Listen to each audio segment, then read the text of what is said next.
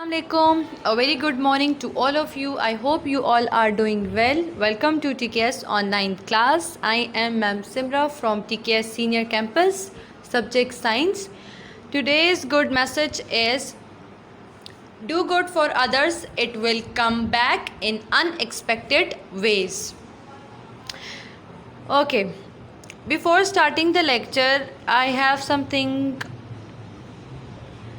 बच्चे आप लोग जो है ना ये चैट पे फोकस करना छोड़ दें। मैं बार बार लेक्चर स्टार्ट करने से पहले यही कहती हूँ कि मुझे कोई भी चैट करता हुआ नज़र ना आए मेरे पास। इसके बाद अगर किसी की चैट आई ना बच्चे तो अच्छा नहीं होगा, क्योंकि मैं आपको बहुत तरीके से भी समझाती हूँ कि आप लोगों का ये टाइम चैट करने का नहीं है, आपका ये टाइम जो है क्लास को सुनने का, लेक्चर को सुनने का और फोकस करने का टाइम है। आप जो हो चैट पे फोकस मत करें, काइंडली आप लेक्चर को प्रॉपर सुने और उस पर तवज्जो दें, अपनी पढ़ाई पर तवज्जो दें। अगर आपको कोई क्वेश्चन रिलेटेड टू टॉपिक या जो मैं पढ़ा रही हूँ उसके मुतालिक कोई क्वेश्चन करना है तो आप बेशक चैट में मुझे वो क्वेश्चन लिख के कह सकते हो, लेकिन इसके अलावा ये फालतू बातें आप चैट में मत करें। समझ आ रही है? Now take out your science book. Before starting the lecture, first I have to ask the question related to previous lecture. One by one आज मैंने सबसे सुनना है, तो मैं आज ये नहीं कहूँगी कि रेज़ योर हैंड। आज मैं वन बाय वन सबसे सुनूंगी और मैंने सबके माइक जो हैं अनम्यूट करने, और आप लोग भी अपने माइक अनम्यूट करोगे। समझ आ रही है? अच्छा, हमारा जो प्रीवियस टॉपिक था वो था स्पाइनल कॉर्ड और पेरिफेरल नर्वस सिस्टम। ठीक है, यही टॉपिक था ना? तो मुझे कौन बताएगा कि व्हाट इज़ स्पाइनल कॉर्ड या कहाँ मेंशन है स्पाइनल कॉर्ड?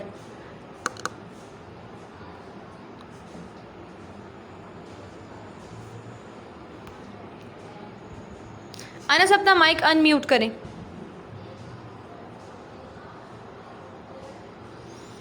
जी, आपको मेरी आवाज़ आ रही है अनस? अनस, आपको मेरी आवाज़ आ रही है? बच्चे बोलते भी हैं आगे से।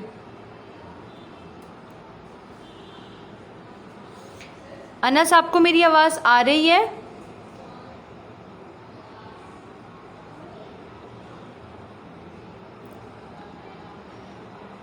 आपको मेरी आवाज़ आ रही है अनस? बच्चे ऐसी हरकतें मेरे साथ मत करें, समझ आ रही है? आप लोगों ने फिर स्कूल तो आना है ना, और स्कूल में हम ही टीचर्स होंगे, आपको कोई नई टीचर नहीं पढ़ाएगी।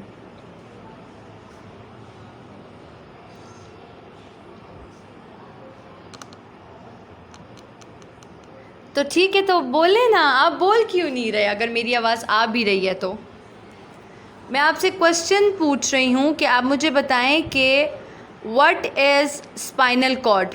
अपना माइक अनम्यूट करें अनस।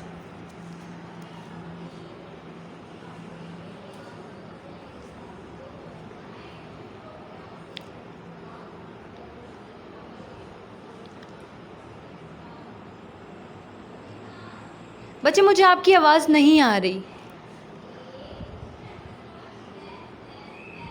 आप बोलो कि मुझे आपकी आवाज़ आए। आप बोलो। अच्छा, आप मुझे बता दें व्हाट इज़ स्पाइनल कॉर्ड।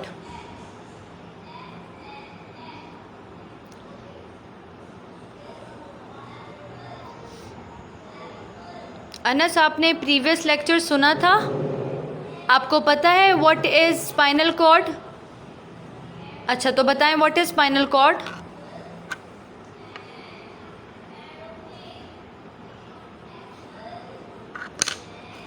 बच्चे आप टाइम वेस्ट कर रहे हैं, हरी अप। आता है कि नहीं? मैं किसी और से पूछ लूँ Anas? Very good, okay, don't know, very good. आप घर में नहीं पढ़ते हो ना, इसका मतलब आप बिल्कुल सीरियस नहीं ले रहे हो ना लेक्चर्स को। ओके, ठीक है जी। Hadiqa, what is spinal cord? Ma'am, it is an extension of medulla oblongata. Medulla oblongata. What is medulla oblongata Hadiqa? ये कहाँ होता है आपकी बॉडी में? ये जब मैंने आपको ब्रेन पढ़ाया था तो तब कहा था।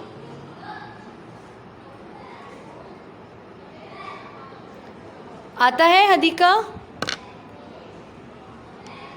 बच्चे आप लोग लेक्चर्स को बिल्कुल सीरियस नहीं ले रहे हो, मतलब आप घर में पढ़ ही नहीं रहे हो। आप लेक्चर्स को काइंडली घर में पढ़ना स्टार्ट कर दें, ठीक है?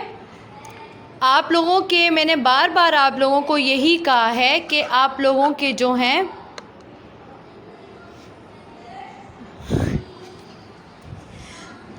आप लोगों को बार बार मैं कह रही हूँ कि जब आपके स्कूल्स ओपन होंगे ना तो आपका एग्ज़ाम होगा, तो आप अगर इस चीज़ को सीरियस ही नहीं लोगे, हम जो आपको ये पढ़ा रहे हैं, अगर आप इस चीज़ को सीरियस नहीं लोगे तो बच्चे आप लोग एग्ज़ाम कैसे दोगे, मुझे ये समझाएं।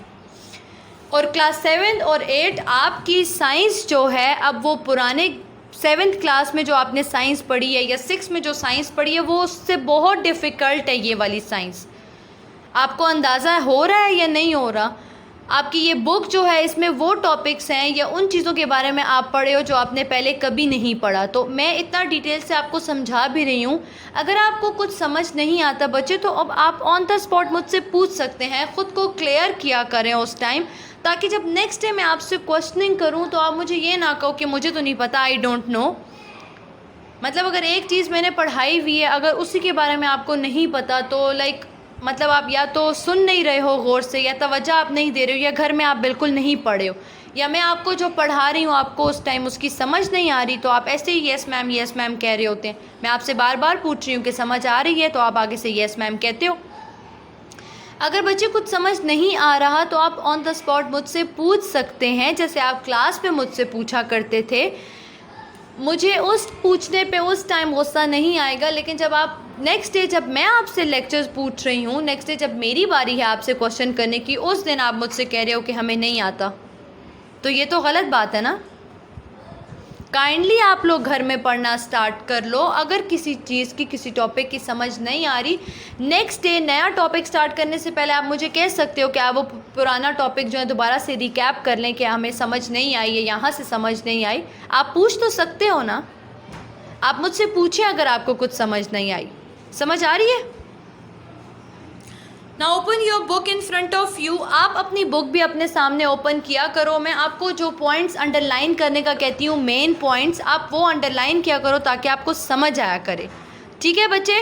अपनी बुक अपने सामने ओपन करें ताकि आपको समझ आए। सिर्फ मोबाइल की स्क्रीन को मत देखा करें। आप अपनी बुक भी अपने सामने ओपन करें ताकि आपको क्लियर समझ आए। Now open your book in front of you, page number 7. Today's our topic is neuron structure. ठीक है? Neuron structure. अब न्यूरॉन, आपको ये न्यूरॉन का वर्ड आप जो है पहली दफ़ा नहीं सुन रहे हो, आप प्रीवियस लेक्चर में भी न्यूरॉन का वर्ड सुन चुके हैं। न्यूरॉन्स जो हैं वो नर्व सेल्स को कहते हैं। वो नर्व सेल्स जो आपके ब्रेन में प्रेजेंट होती हैं, जिनका फंक्शन होता है आपके ब्रेन से मैसेज लेकर आपकी बाकी बॉडी पार्ट्स तक उस मैसेज को कन्वे करना। ठीक है? समझ आ रही है? Look at the book, page number 7, neuron structure. अब यहाँ पर आप अपनी बुक बच्चे अपने सामने ओपन करें ताकि आपको समझ आए। मैं बार बार आपको कह रही हूँ आप अपनी बुक अपने सामने ओपन किया करें ताकि जो मेन पॉइंट्स मैं आपको कहती हूँ अंडरलाइन करें। अपने हाथ में पेंसिल पकड़ें सब, और जो मेन पॉइंट्स मैं आपको अंडरलाइन करके बता रही होती हूँ कि ये मेन पॉइंट्स है। बच्चे मैं आपसे जो क्वेश्चन करती हूँ ना वो आपके टॉपिक से रिलेटेड ही होता है, और वो वही चीज़ क्वेश्चन में मैं पूछ रही होती हूँ जो मैंने आपसे अंडरलाइन करवाई हुई होती है। ठीक है? So look at your book, look at the first paragraph on page number 7. A neuron consists of 2 parts. अब यहाँ पर आपको न्यूरॉन्स, नर्व सेल्स के बारे में बता रहे हैं कि वो नर्व सेल्स का स्ट्रक्चर कैसा होता है, वो दिखती कैसे हैं। ये तो पता है कि आपकी बॉडी के अंदर प्रेजेंट होती हैं। कहाँ प्रेजेंट होती हैं? ब्रेन में, ठीक है, और ब्रेन से वो आपकी बाकी बॉडी ऑर्गन्स में भी स्प्रेड हुई होती है, पूरा नेटवर्क होता है जो कि आपकी बॉडी में क्या फंक्शन उनका होता है कि आपके ब्रेन से मैसेज को कन्वे किया जाता है आपकी बॉडी के अंदर, बाकी पार्ट्स के अंदर। ठीक है, अब न्यूरॉन्स जो हैं कंसिस्ट करते हैं 2 पार्ट्स पे। कौन कौन से? एक सेल बॉडी है, एक एक्सॉन है। अब मैं आपको बताती हूँ सेल बॉडी दिखने में कैसी होती है, उसका क्या फंक्शन होता है और एक्सॉन क्या होता है। Look at the book. The cell body is thicker region of the neuron containing the nucleus and most of the cytoplasm। अब आपके पास यहाँ पर न्यूरॉन्स का सेल बॉडी का बता रहे हैं कि सेल बॉडी आपके पास थिकर होती है, मतलब कि थिक मतलब मोटी होती है, थिन का मतलब फ्लैट सी थिन लेयर, पतली लेयर को कहते हैं। थिक मतलब वो थिक होती है, ठीक है, थिक रीजन है और उसके अंदर न्यूक्लियस भी होता है और साइटोप्लाज्म भी होता है। न्यूक्लियस जाहिर सी बात है सेंटर में प्रेजेंट होगा और साइटोप्लाज्म जो है वो उसके अंदर प्रेजेंट होगा, सेल बॉडी के अंदर। ठीक है, there are thread like projection on the cell body. अब क्या कहते हैं? There are thread like projection on the cell body. Look at the diagram on page number 7। आपके पास न्यूरॉन के स्ट्रक्चर की डायग्राम बताई हुई है। यहाँ पर आपके पास सेल बॉडी मेंशन है, नज़र आ रहा है आपको? ये आपके पास पूरा सेल बॉडी है। इस सेल बॉडी के अंदर न्यूक्लियस प्रेजेंट है मिड में और यहीं पर साइटोप्लाज्म भी प्रेजेंट होता है। अब इसके थ्रेड लाइक स्ट्रक्चर जो है वो अपीयर हुए हैं उसकी बॉडी से, ठीक है, जिसको क्या कहा गया है? डेंड्राइट्स कहा गया है। There are thread-like projection on the cell body called dendrites। ये आपको डेंड्राइट्स नज़र आ रहे हैं, ये सेल बॉडी के ऊपर जो प्रोजेक्शन और थ्रेड-लाइक स्ट्रक्चर है इसको कहते हैं डेंड्राइट्स। ठीक है, अब इनका फंक्शन क्या होता है, या ये इस बॉडी के अंदर रहकर ये इन्होंने क्या फंक्शन परफॉर्म करना होता है, ये सेल बॉडी के बारे में था। अब एक्सॉन क्या होता है? The axon is long projection that carries impulses away from the cell body। अब आपके पास ये long projection आपको नज़र आ रहा है, ये है आपके पास एक्सॉन, इसको कहते हैं एक्सॉन। एक्सॉन आपके पास एक लॉन्ग प्रोजेक्शन है जिसका काम है आपकी बॉडी में मैसेज को जो है कन्वे करना या कंडक्ट करना, आगे पहुंचाना। ठीक है, इम्पल्सेस जो हैं वो किस चीज़ को कहते हैं? ये मैसेजेस, नर्व इम्पल्सेस, मैसेजेस जो होते हैं ब्रेन से लेकर आपकी बॉडी के अंदर ट्रांसमिट करना, ट्रांसफ़र करना। Usually a neuron has a single axon. Neuron के पास एक सिंगल एक्सॉन होता है, लंबा सा लॉन्ग सा प्रोजेक्शन होता है जो एक सिंगल ही होता है उसके पास, जिसको एक्सॉन कहा जाता है। Fatty substances covering the axon form a myelin sheath. अब इस एक्सॉन को एक फैटी एसिड या फैटी लेयर होती है जिसने कवर किया हुआ है, जिसको कहते हैं माइलियन शीट। माइलियन शीट का क्या काम है? Insulating fatty layer that speed transmission. ये आपके पास एक फैटी लेयर है, ठीक है, इसका क्या काम होता है कि ये मैसेज को ट्रांसमिट करती है, ट्रांसफ़र करने में हेल्प करती है, स्पीड अप करती है उसके रिएक्शन को। फॉर एग्ज़ाम्पल अगर आपके यहाँ फॉर एग्ज़ाम्पल सेल बॉडी से अगर मैसेज कन्वे हो रहा है, ठीक है, वो मैसेज आता आता एक्सॉन में आएगा तो माइलियन शीट जो है, जो फैटी लेयर से बनी हुई है, इसका फंक्शन ये होता है कि ये स्पीड अप कर देता है मैसेज को ट्रांसफ़र करने में। वो प्रोसेस जो होते हैं ना, transferring of messages from one part of the body to another part, उस पूरे प्रोसेस को जो है क्या कर देता है? स्पीड अप कर देता है। ठीक है, okay. Fatty acid covering the axon form a myelin sheet. Neuron transmit messages in the form of electrochemical waves called nerve impulses।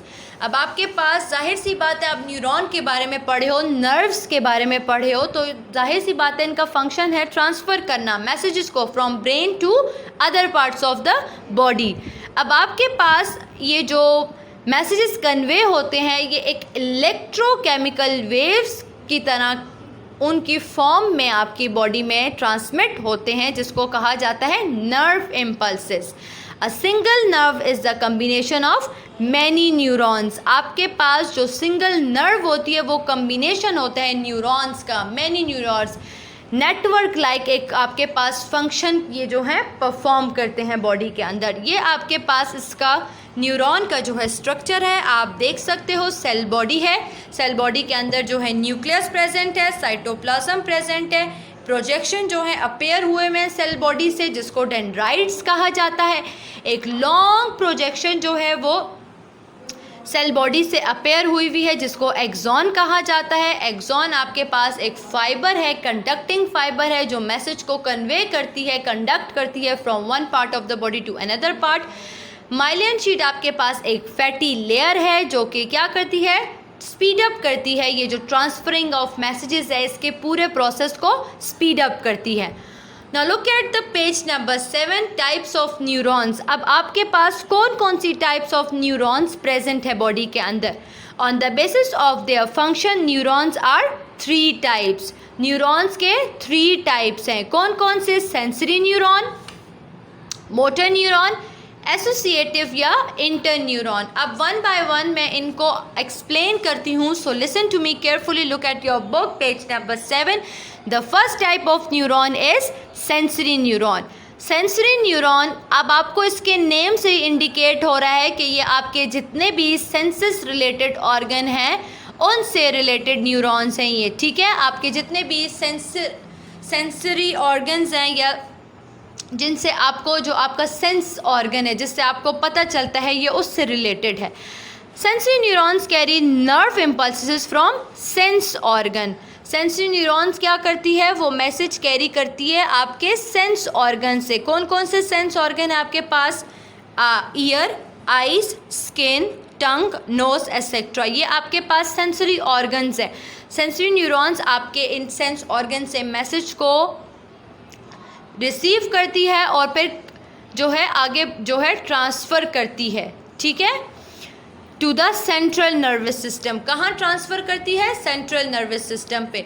आप अगर for example sense of touch है आपका, ठीक है, आप अगर किसी हॉट ऑब्जेक्ट को टच करते हो तो आपको कैसे पता चलेगा कि ये हॉट है या आपकी जो हाथ है वो जल रहा है, सेंस रखते हो ना, सेंसरी ऑर्गन आपके अंदर प्रेजेंट है। इसके अलावा सेंसरी न्यूरॉन आपके इसी ऑर्गन से मैसेज को लेकर आगे ट्रांसफ़र कर देगी सेंट्रल नर्वस सिस्टम में, और फिर आपका ब्रेन जो है वो आपको मैसेज देगा कि ये जो है ऑब्जेक्ट जो है हॉट है या कोल्ड है, तो आप जो अपना हाथ को जो है एकदम से पीछे कर लोगे, ठीक है, या उसके ऊपर से हटा दोगे।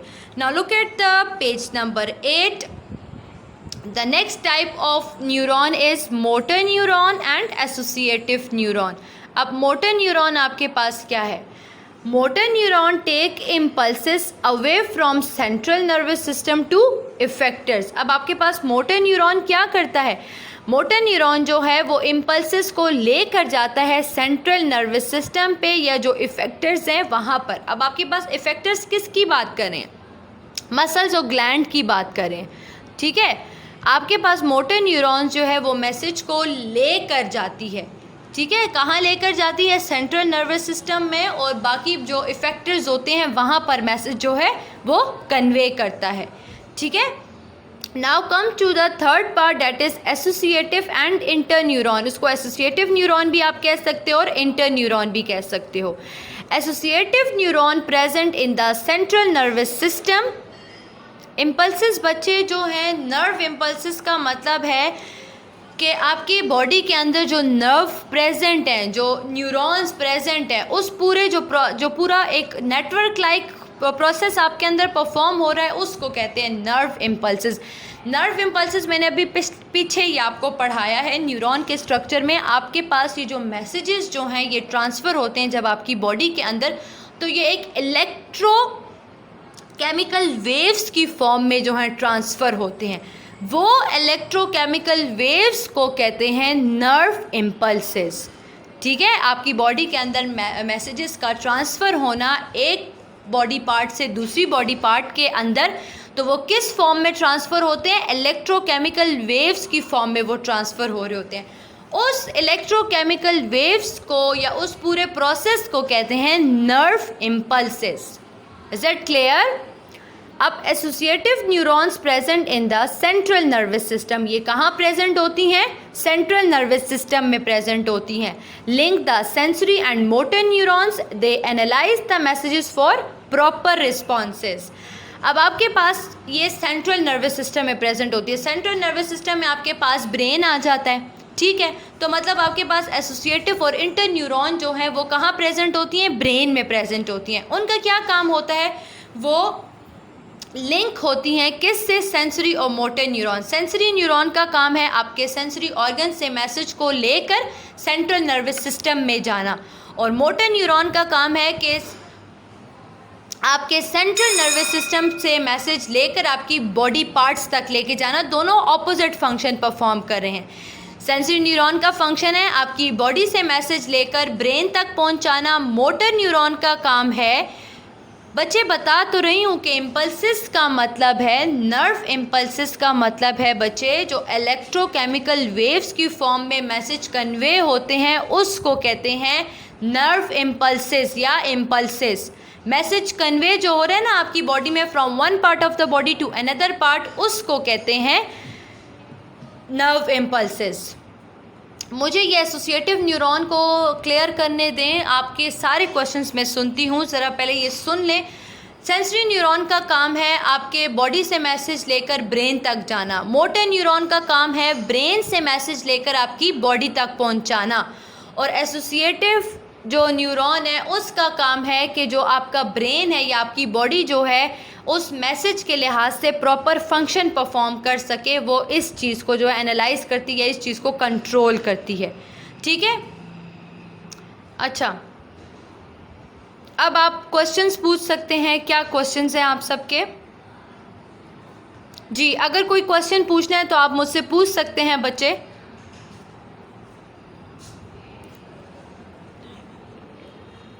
कोई क्वेश्चन नहीं है, क्लियर है सबको? आज जिस तरह आप लोगों ने मुझे आंसर नहीं दिए ना क्लास 7 एंड 8, नेक्स्ट डे कल जब मैं आपसे ये लेक्चर सुनूँ ना तो सबको आना चाहिए। मैं आप लोगों से लेक्चर के बारे में क्वेश्चनिंग करूँगी तो मुझे किसी ने ये नहीं कहना कि मुझे नहीं पता या आई डोंट नो, मैं ये नहीं सुनूँगी। कैसे नहीं पता आपको? आप लेक्चर ले रहे हो तो आपको आना चाहिए। घर में इसको पढ़ेंगे। मैंने कल आपसे न्यूरॉन का स्ट्रक्चर और उसकी टाइप्स के बारे में क्वेश्चंस करने हैं। Is it clear? Okay, this is all about the today lectures. Take care. Allah Hafiz.